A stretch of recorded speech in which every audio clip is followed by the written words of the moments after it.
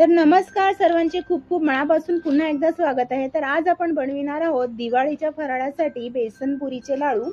आणि हे बेसनपुरीचे लाडू जे आहेत ना आपण गुळाच्या पाकातील तयार करणार आहोत।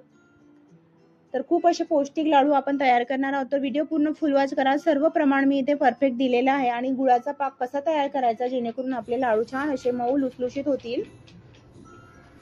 तर व्हिडिओ पूर्ण फुल वॉच करा। तर हे बघा इथे मी 1 वाटी बेसन घेतलेला आहे आणि 1 वाटी बेसनाकरिता इथे अर्धा वाटी आपल्याला रवा घ्यायचा आहे। बरं आता हा जो रवा आहे ना जाड किंवा बारीक कोणताही तुम्ही घेऊ शकता। चिमूटभर यामध्ये हळद टाकायचं, चिमूटभर मीठ टाकायचं। हळदीऐवजी तुम्ही फूड कलरचा सुद्धा वापर करू शकता। त्यानंतर मी इथे 2 छोटे चम्मच गरम केलेलं तूप टाकलेलं आहे।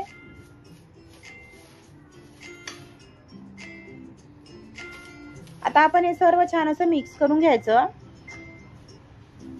त्यानंतर आणखी मी इथे 2 छोटे चम्मच गरम केलेलं तूप टाकत आहे। तर एकंदरीत आपल्याला 1 वाटी बेसन करिता यामध्ये 4 छोटे चम्मच तुपाचा वापर करायचा आहे।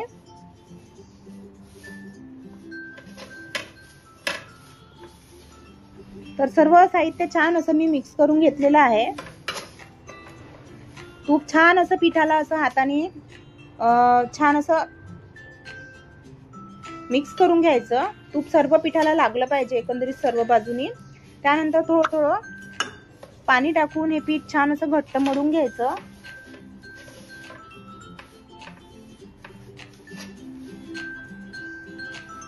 तर बेसन खूप चिकट असतं, हाताला चिपकतं, तर तुम्ही थोडंसं असं तेल सुद्धा लावू शकता हाताला। आणि पाणी टाकण्याची पण खूप जास्त गरज नाही आहे, कारण हे पटकन जे आहे ना म्हणजे थोड्या पाण्यामध्येच हे पीठ भिजल्या जातं। खूप जास्त पाणी टाकण्याची गरज नाही यामध्ये। थोडं थोडं पाणी टाकून आपण हे छान असं घट्ट गोळा मळून घेणार आहोत। हे बघा घट्ट गोळा इथे मळून घेतलेला आहे मी। त्यानंतर थोडंसं तेल लावून घ्यायचं। खूपच चिपचिप असतं हे बेसनाचं पीठ, त्यामुळे हाताला खूप चिपकतं, त्यामुळे थोडं तेल लावून आणखी थोडं मळून घेत आहे। बरं हा गोळा जो आहे ना खूप जास्त घट्टही नको आणि खूप सैलसरही भिजवायचा नाही। आणि हा गोळा भिजवल्यानंतर आपल्याला झाकून वगैरे ठेवण्याची अजिबात गरज नाही आहे, लागलीच आपण याच्या पुऱ्या तयार करू शकतो। तर हे बेसनपुरीचे जे लाडू आहेत ना या लाडूला बऱ्याच ठिकाणी दामट्याचे लाडू सुद्धा म्हटले जाते। तर तुमच्या भागामध्ये काय म्हटलं जातं मला कमेंट करून नक्की सांगा। तर छोटा गोळा घेतलेला आहे मी। आता आपण याची पुरी लाटून घेणार आहोत। बरं आता आपल्याला ही जी पुरी आहे ना लाटताना कोरड्या पिठाचा वापर नाही करायचा आहे, थोडं तेल लावायचं आहे चिपकत असेल तर, किंवा मग प्लॅस्टिकवर सुद्धा हे तुम्ही पुरी लाटून घेऊ शकता। ही पुरी जी आहे ना लाटताना खूप जास्त जाड नाही लाटायची आणि खूप जास्त पातळही नाही लाटायची। हे बघा पुरी फाटू शकते कारण तुपाचा वापर केलेला आहे, पण काही हरकत नाही, पटकन चिपकतं बेसनाचं पीठ। हे बघा अशा प्रकारे मी मध्यम जाडीची पुरी लाटून घेतलेली आहे। सर्व पुऱ्या मी अशाच प्रकारे लाटून घेतलेल्या आहेत। आता मी कढईमध्ये तेल गरम केलेलं आहे, तुम्ही तुपामध्ये सुद्धा ह्या पुऱ्या तळून घेऊ शकता, पण जर नसेल तुमच्याकडे तूप वेळेवर तर तुम्ही तेलामध्ये सुद्धा तळू शकता। पुरी तळताना काय करायचं, अगोदर खूप गरम करायचं तेल, त्यानंतर मध्यम आचेवर ह्या पुऱ्या आपण तळून घ्यायच्या आहेत।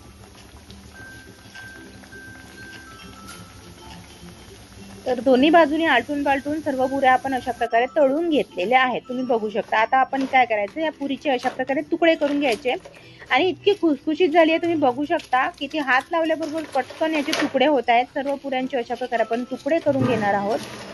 तर तुम्हाला काही रेसिपीज हव्या असतील ना दिवाळी फराळासाठी तर तुम्ही मला तशा सूचना नक्की करा हक्काने, मी नक्कीच तशा रेसिपीज अपलोड करेल तुमच्यासाठी स्पेशल।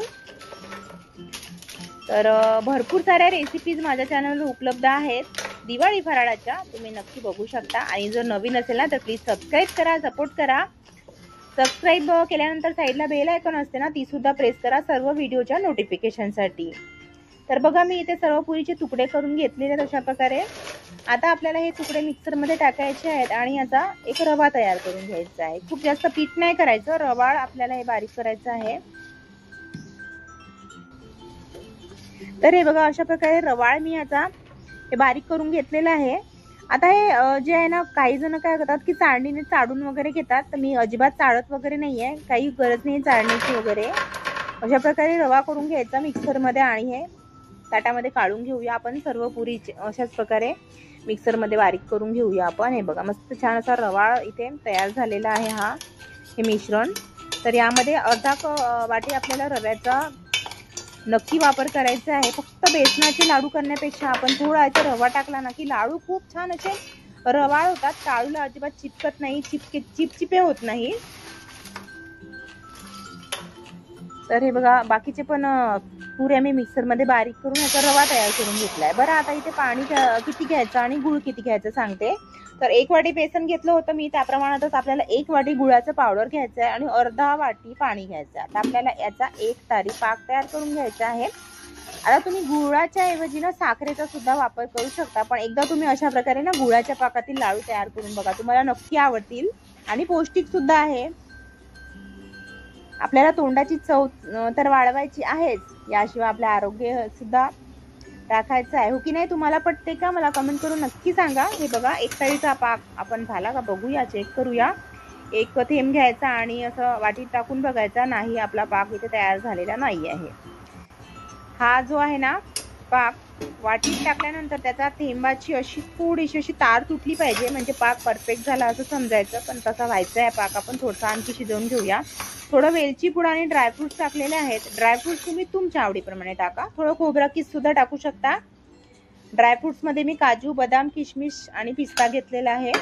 तर हे बघा वाटीमध्ये टाकल्यानंतर लागलीच याची तार तुटत नाही, गरम असताना थोडंसं थंड होऊ द्यायचं किंचितसं। त्यानंतर याची तार अशी थोडी हलकीशी तुटली ना बोटामध्ये घेतल्यानंतर की समजायचा की पाक परफेक्ट झालेला आहे। आता आपला पाक परफेक्ट झालेला आहे, याची तार थोडीशी अशी हलकीशी तुटत आहे। आता गॅस बंद केलेला आहे मी या स्टेजला। आता आपण गरम पाकामध्ये बेसनपुरीचा हा जो रवा आहे टाकायचा आणि छानसा मिक्स करून घ्यायचा। बरं आता हा मिक्स केल्यानंतर आपल्याला फक्त 2 ते 3 मिनिटं झाकून ठेवायचं आहे, म्हणजे हाताला लाडू वळताना चटका नाही लागला पाहिजे इतपत आपल्याला हे मिश्रण थंड करून घ्यायचं आहे। खूप जास्त थंड करायचं नाही, नाहीतर मग आपले लाडू व्यवस्थित होणार नाही। तर सर्व मी छान असं मिक्स करून घेत आहे। त्यानंतर फक्त 2 मिनिटं आपण हे थंड करून घेऊया, म्हणजे कोमट असताना त्याचे लाडू वळून घ्यायचे आहेत। एका ताटात काढून घ्यायचं अगोदर। तर झटपट होणारे बेसनपुरीचे गुळाच्या पाकातील लाडू तुम्हाला कसे वाटले मला नक्की कमेंट करून सांगा। आणि ही रेसिपी तुम्हाला आवडली ना तर कमेंट करा, छान छान लाईक करा, शेअर करा तुमच्या फॅमिली फ्रेंड सोबत। आणि जेवढ्या प्रमाणात कमेंट येतात ना तेवढ्या प्रमाणात लाईक मला अजिबात दिसत नाही, म्हणजे तुम्ही कमेंट करता फक्त आणि लाईक करत नाही, तर लाईक सुद्धा करत जा। आता तुम्ही 1 लाईक केल्याने तुम्हाला तुमच्या पॉकेटमधून काही पैसे जात नाही आणि आमच्या पॉकेटमध्ये काही पैसे येत नाही, पण लाईक केल्यामुळे आम्हाला मोटिवेशन मिळतं। पण बऱ्याचशा जणांना काय वाटतं की कशाला आम्ही लाईक करू, हो की नाही? पण असं अजिबात करू नका। हे बघा लाडू वळून घ्यायचे आपण हव्या त्या आकारामध्ये। मी थोड्या मोठ्या आकाराचे इथे लाडू वळून घेत आहे। तर इथे मी मोठ्या आकाराचे लाडू वळल्यामुळे माझे इथे 15 जवळपास लाडू झालेले आहेत। तुम्ही छोट्या आकाराचे लाडू वळले तर 18 ते 20 लाडू इथे सहज तयार होतील। तर हे बघा थोडं मिश्रण कोमट झालेलं आहे आणि हाताला तेल तूप लावण्याची अजिबात गरज नाही आहे, असेच लाडू इझिली आपले वळले जातात। हे बघा तर किती छान चमकत आहेत आपले लाडू सुद्धा मस्त असे। हे बघा मस्त आपले इथे लाडू तयार झालेले आहेत। आणि आता गुळाच्या पाकातील लाडू थोडे तुम्हाला काळसर दिसतील, पण हे लाडू खूप पौष्टिक आहेत।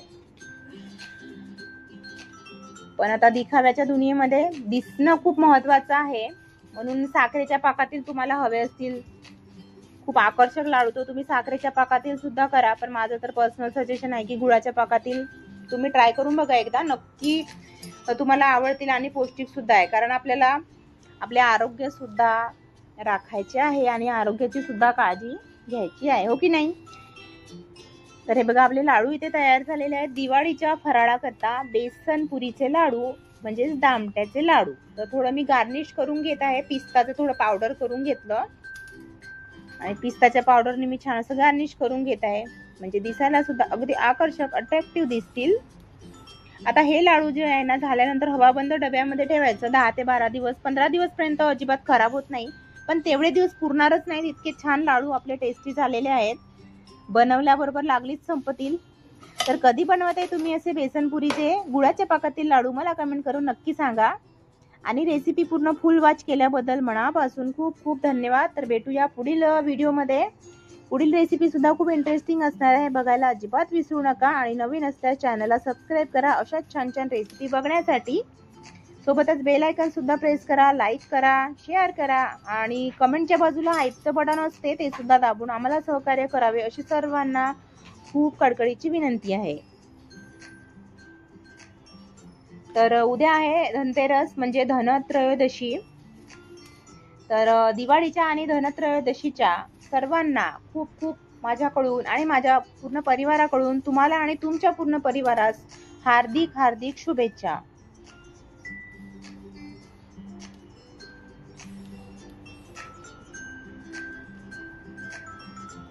तर हे बघा इथे मस्त आपले पौष्टिक लाडू तयार झालेले आहेत.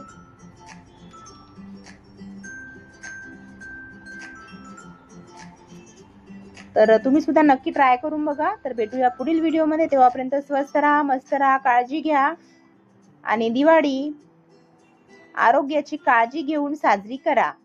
Bye bye. See you again tomorrow.